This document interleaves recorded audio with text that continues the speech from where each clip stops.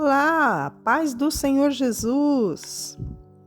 No áudio passado, Paulo foi enviado para a Itália para serem apresentados à corte Augusta, ele e mais alguns presos.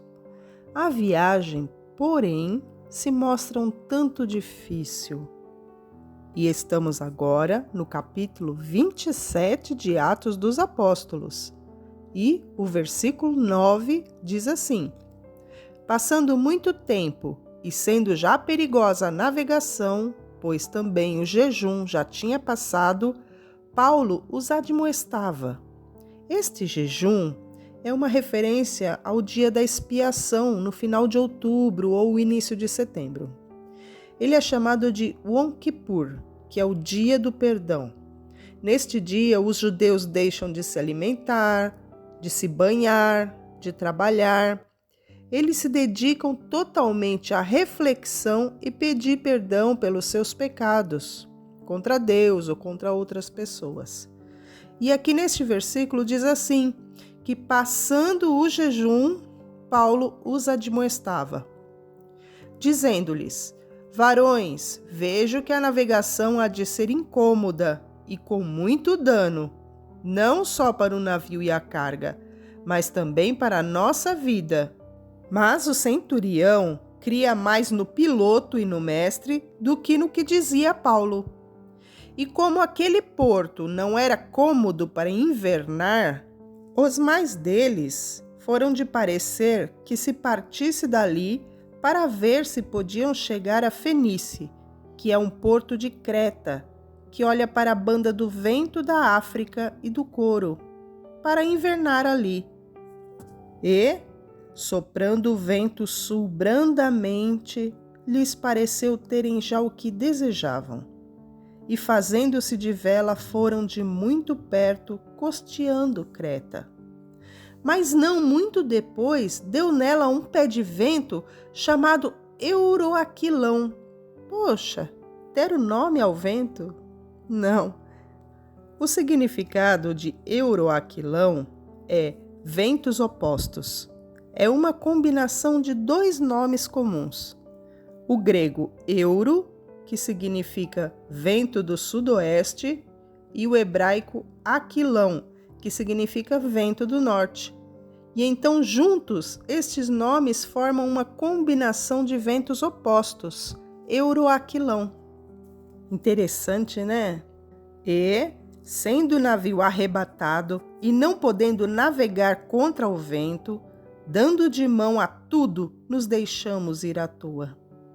E correndo abaixo de uma pequena ilha chamada Cauda, apenas pudemos ganhar o batel. Este batel era um pequeno barco a remo usado para transportar pessoas de uma embarcação para outra, ou transportar pessoas do navio para a margem.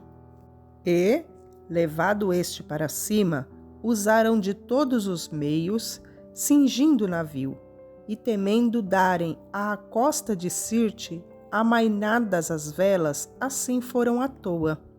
Andando nós agitados por uma veemente tempestade no dia seguinte. Aliviamos então o navio.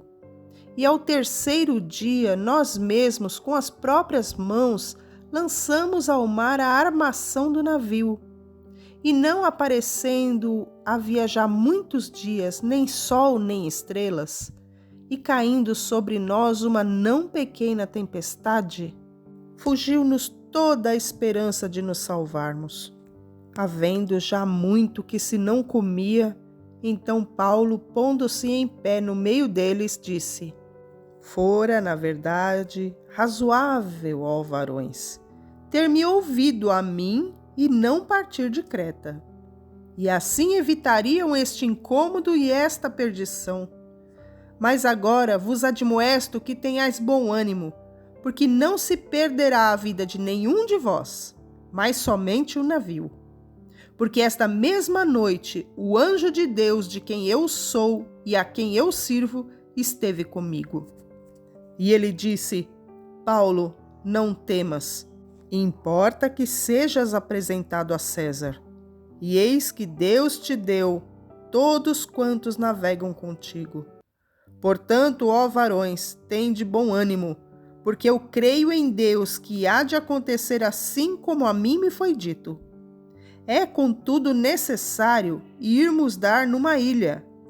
Quando chegou a 14ª noite, sendo impelidos de uma e outra banda no mar Adriático, lá pela meia-noite, suspeitaram os marinheiros que estavam próximos de alguma terra.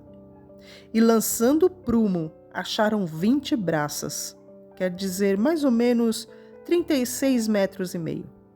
Passando um pouco mais adiante, tornando a lançar o prumo, acharam 15 braças, ou seja, 27,5 metros. E temendo ir dar alguns rochedos, lançaram da popa 4 âncoras, desejando que viesse o dia. Meu Deus, que agonia!